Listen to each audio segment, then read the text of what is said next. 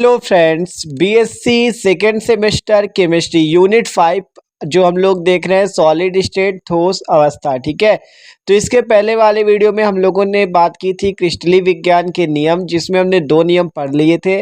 आज बात करेंगे तीसरा नियम, सममिति का नियम अर्थात लॉ ऑफ सिमेट्री। ठीक है, जिसमें देख सकते हो सममिति तल, सममिति अक्ष, सममिति तत्व, तो ये सारे क्या होते हैं, इनके बारे में भी बात आपको करेंगे। ठीक है, तो यार प्लीज वीडियो को लास्ट तक देखना। तो देखो, हमने इसके पहले वाले वीडियो में आपको क्रिस्टलीय विज्ञान के बारे में बताया था और इसके दो नियम, अंतराफलक कोणों की स्थिरता का नियम और वो जो परिमेयता का नियम वाला आपका था, उन दो नियम को हमने देखा था, अंतःखंड की परिमेयता का नियम। ठीक है, दो नियम हमने देखे थे।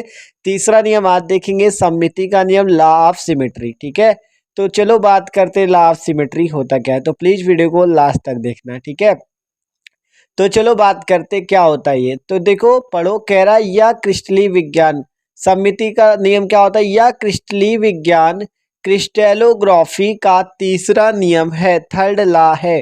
क्या है ये? तीसरा नियम है किसका? क्रिस्टलीय विज्ञान का।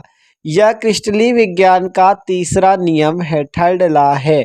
और फिर देखो, कह रहा इस नियम के अनुसार, इस नियम के अनुसार क्या होता है, एक ही पदार्थ से बने सभी क्रिस्टलों में सभी सममिति तत्व समान होते हैं। ठीक है, समान होते हैं। कहा गया एक ही पदार्थ से बने, मान लो कोई एक पदार्थ है, उससे बने जितने भी क्रिस्टल होंगे, उस पदार्थ से बने जितने भी क्रिस्टल आपके होंगे, क्रिस्टल्स होंगे जितने भी, उनमें उपस्थित जितने भी सभी सममिति तत्व हैं वो आपके इक्वल होते, सेम होते।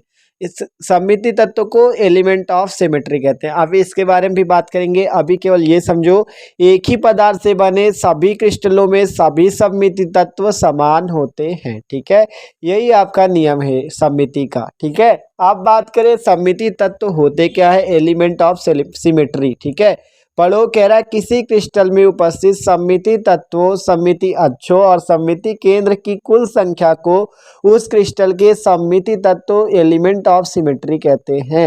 अर्थात सममिति तत्व, सममिति अक्ष और सममिति केंद्र की योग को, की कुल संख्या को क्या कहते हैं हम लोग? एलिमेंट ऑफ सिमेट्री कहते हैं। ठीक है, तो ये बात है आपकी सममिति तत्व की।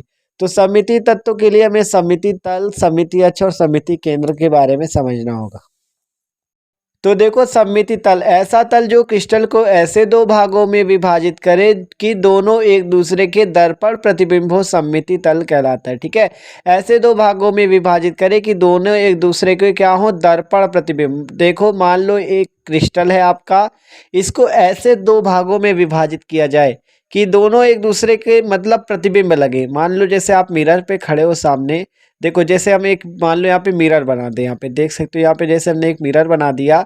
अब आपको देखो इधर वाला भाग और उधर वाला भाग दोनों ऐसे लग रहे होंगे कि एक दूसरे के प्रतिबिंब है। जैसे बीच में मिरर लगा हो, मान लो जैसे मिरर आपका दर्पण लगा है, उस पर आप अपना देखोगे तो आपको अपना प्रतिबिंब दिखता है। वैसे ही क्रिस्टल को ऐसे दो बराबर भागों में बांटो कि एक भाग अगर देखे तो उसको क्या हो, अपना प्रतिबिंब दिखे दूसरा भाग। ठीक है, तो ये है आपका। ठीक है, यही कहा गया। देखो देख सकते हो यहाँ पे आपको दिया भी गया है, आपका दो प्रकार के होते हैं ये आपके, समकोणिक और विकर्णी। ठीक है, जिसपे ऐसा लग रहा है जैसे प्रतिबिंब आपका है दोनों। ठीक है, दर्पण बीच पे लगा दिया गया हो।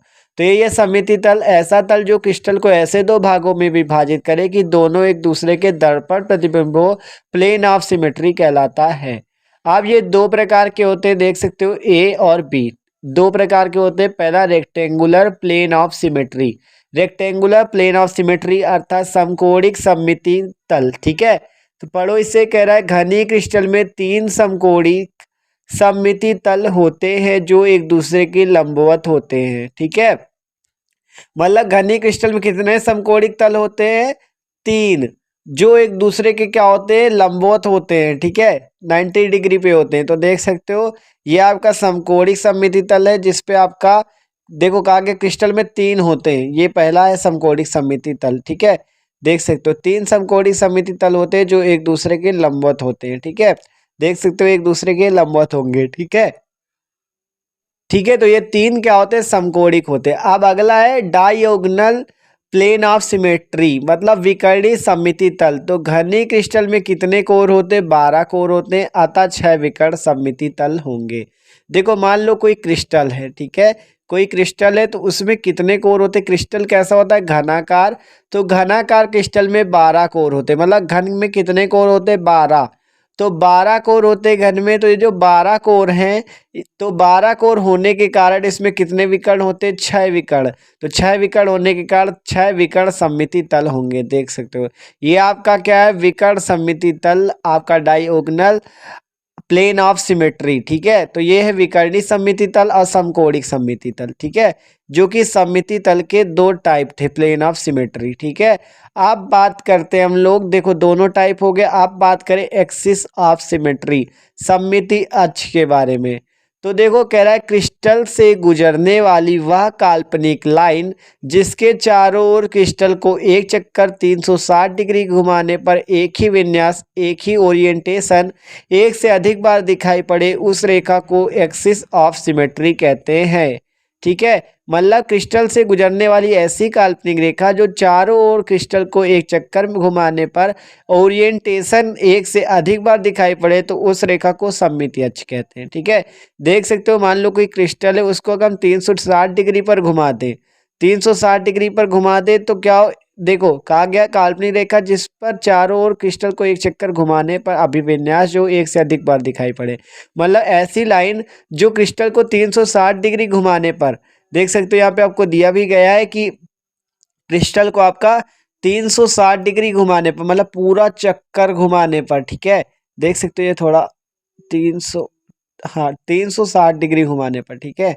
तो 360 डिग्री घुमाने पर देख सकते हो तीनों चित्र भी आपको यहाँ पे दिए गए थे कि अगर 360 डिग्री घुमा दो इस लाइन के द्वारा तो क्या वो 2 बार दिखाई पड़े, देखो वही कहा गया एक से अधिक बार दिखाई पड़े तो उसको हम सममिति अक्ष कहते हैं, ठीक है। आप बात करें सममिति केंद्र की कि सेंटर ऑफ सिमेट्री क्या होता है। तो देखो बात करें सेंटर ऑफ सिमेट्री, तो पढ़ो कह रहा है किसी क्रिस्टल में वह पॉइंट जिससे होकर जाने वाली लाइन क्रिस्टल के पृष्ठ को इस प्रकार विभाजित करे कि क्रिस्टल के पृष्ठ से उस बिंदु की दूरी दोनों दिशाओं में समान हो, आपका सेंटर ऑफ सिमेट्री कहलाता है। देख सकते हो ये आपका सेंटर ऑफ सिमेट्री है। देखो क्यों? क्योंकि देखो ये जो क्रिस्टल है इस पे जो सेंटर दिख रहा है इसका एक पॉइंट है आपका सेंटर पॉइंट, जो कि कह सकते हो केंद्र बिंदु, ठीक है।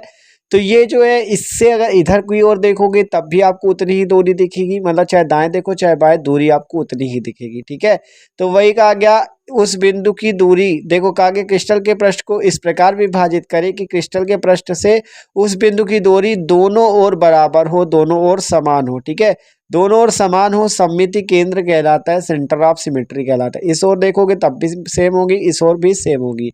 तो ये आपका सेंटर ऑफ सिमेट्री, ठीक है।